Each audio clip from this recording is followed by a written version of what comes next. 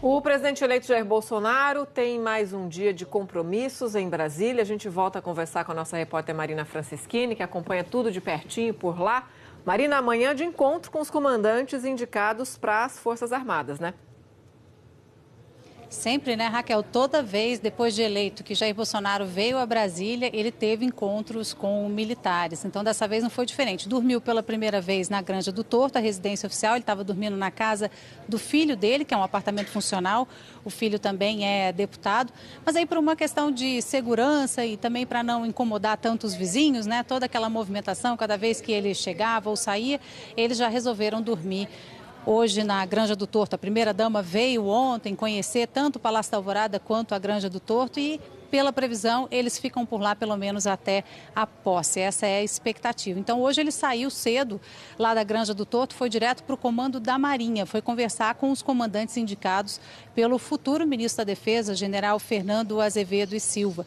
Então, ele tem dado uma grande importância aos militares, tem dado muito ouvido também aos questionamentos, enfim, às sugestões feitas pelos militares. E o que ele disse é que tem que ser levado em consideração o patriotismo, o conhecimento dos militares. Falou até numa questão de trazer de volta à esplanada dos ministérios o comando das Forças Armadas, porque hoje cada Força Armada, Exército, Marinha e Aeronáutica, tem um ministério lá representativo na esplanada, mas o comando não funciona mais dentro daquele centro político ali e Jair Bolsonaro disse que acha importante, que não sabe nem por que o comando foi tirado dali. Outra coisa que ele disse numa entrevista rápida ali no comando da Marinha foi em relação ao apoio do Congresso. Ele disse que não sabe realmente se vai ter o apoio do parlamento, porque ele fez a campanha praticamente sozinho e disse mais uma vez que não topa essa velha política que ele chamou do toma lá da cá, que é justamente o que gera a corrupção. Mas a equipe de transição e o próprio presidente eleito têm conversado com deputados, com senadores, para tentar estreitar relações, para tentar discutir pontos, pelo menos pontos de algumas reformas e de alguns projetos que podem ser aprovados, se não esse ano, pelo menos no início do ano que vem, para já sinalizar para o mercado a boa vontade do governo na austeridade dos gastos. Enfim, eles têm tentado fazer essas conversas. A bancada evangélica reagiu muito desde ontem por conta de uma especulação em relação ao nome do futuro ministro da Educação. Há já um desconforto em relação a 3 nomes do Democratas que foram indicados para pastas aqui, para ministérios do futuro governo de Jair Bolsonaro, embora todo mundo na equipe de transição e o próprio presidente eleito digam que, na verdade, não foram indicações político-partidárias, são indicações de bancadas. A bancada evangélica, dessa vez, entrou em cena quando surgiu o nome de Mozar Neves como um provável candidato à vaga no Ministério da Educação. Jair Bolsonaro ontem fez questão de tuitar que não tinha nome para o Ministério da Educação. E hoje ele disse que nem cogitou o nome do educador, que também foi reitor da Universidade Federal de Pernambuco e atualmente é diretor do Instituto Ayrton Senna. Mas só de ouvir o nome do educador, a bancada evangélica reagiu. A diretoria da Frente Parlamentar Evangélica veio ontem aqui no Centro Cultural Banco do Brasil conversar com o futuro ministro da Casa Civil, responsável por essa transição, o Onyx Lorenzoni, pedindo que esse nome seja vetado. Porque eles acham que o nome que vai assumir o Ministério da Educação tem que ser uma pessoa que está alinhada com as questões ideológicas da bancada evangélica, que, segundo deputados, ajudou a eleger o presidente Jair Bolsonaro. Então, agora eles querem alguém, por exemplo, que concorde com a escola sem partido, que, aliás, estão tentando ler e discutir o projeto lá na Câmara dos Deputados com muita dificuldade, porque é muito polêmico. É aquela proposta que diz que na escola os professores não devem discutir questões ligadas a gênero, sexualidade, política, religião, que isso é assunto para a família. Na escola não se deve tratar disso. Então, a bancada evangélica quer alguém alinhado com questões ideológicas que sempre foram defendidas, segundo deputados, pelo presidente durante a campanha eleitoral. Então, agora no Centro Cultural Banco do Brasil há muita movimentação, os ministros, futuros ministros do governo já estão aqui. Vamos dar uma olhadinha, então, no que disse o presidente eleito mais cedo? Vou botar pessoas que entendam do assunto naquela pasta, defesa, 4 estrelas. E assim está sendo, economia, economista, assim está sendo, na saúde, um médico. A educação não vai ser diferente. E meio ambiente também. Júlia Duelib já está aqui. Tudo bem, Júlia? Bom dia, tudo bem, Aline? Aline? Que bom te ver. Bom, a Júlia vai falar sobre essa escolha para o Ministério da Educação, que está gerando uma confusão danada. Marina Francischini disse ali que a bancada evangélica reagiu ao nome do educador Mozar Neves. O Mozar, gente, que mais de uma vez já foi cotado para essa vaga, para esse posto, e nunca chegou de fato a comandar o ministério, né? Mas em outras gestões já estava sendo olhado. Sem dúvida nenhuma, já foi cotado, vários governos, inclusive para o Temer também chegou a ser cotado. E o presidente eleito, Jair Bolsonaro, Aline, reagiu dizendo que era fake news, que era uma tentativa de colocarem ele contra a bancada evangélica, que em nenhum momento ele foi convidado, Mozar Ramos. Na verdade, o que houve foram conversas mesmo de Mozar com a equipe de transição.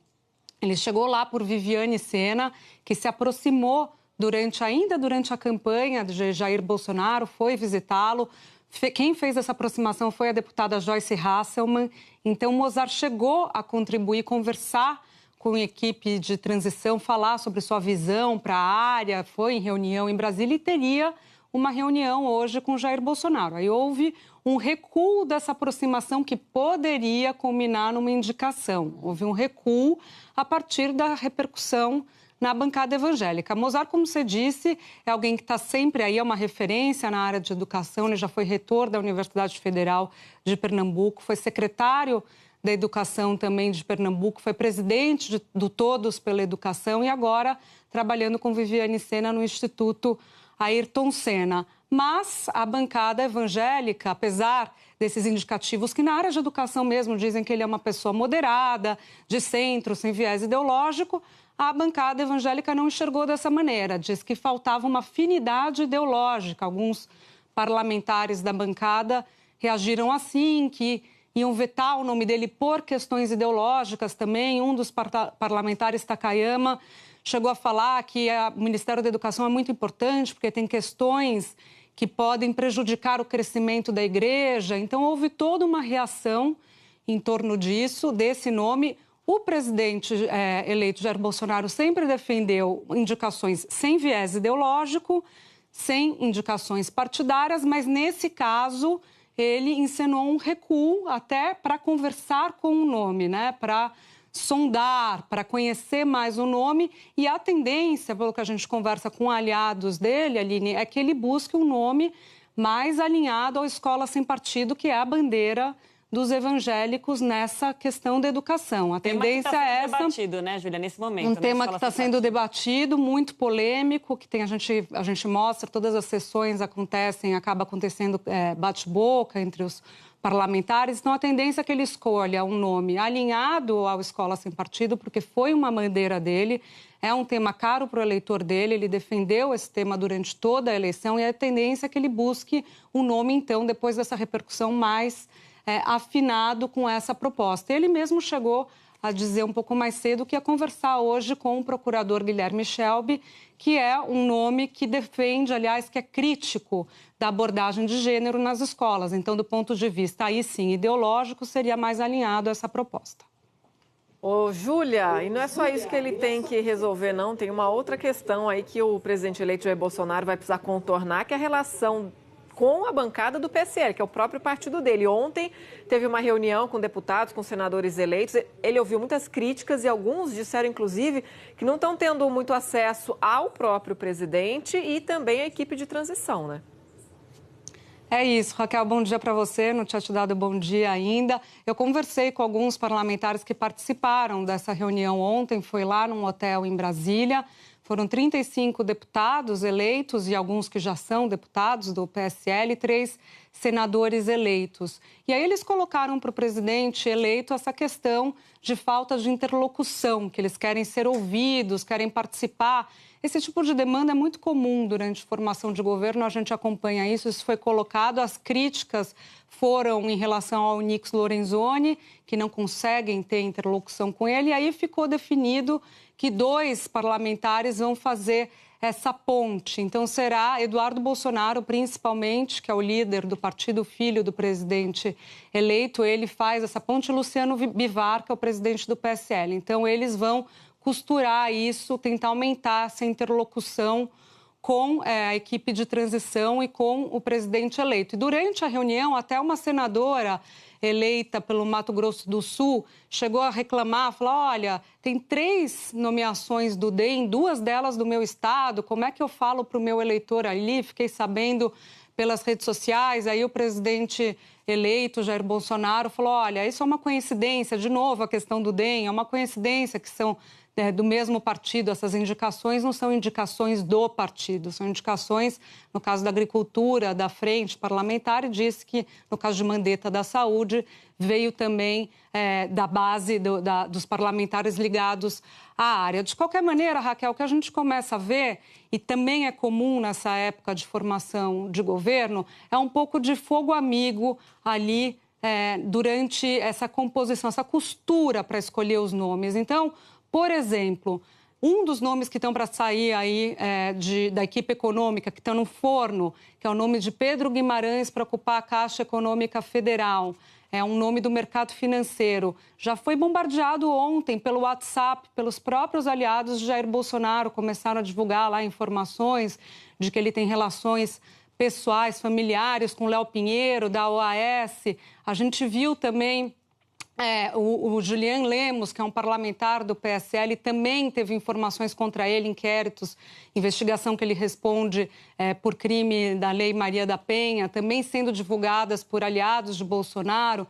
Então, o que há aí nesse momento é um fogo amigo e o presidente eleito tem que, de certa maneira, ir ponderando isso, apaziguando os ânimos e tentando montar ali o ministério, tendo que lidar com esse tipo de crítica interna. Formar um governo não é fácil, Raquel Novaes, Júlia do Alibe. A gente vai acompanhar cada passo até a formação completa desta esplanada do governo Jair Bolsonaro. Valeu, Júlia.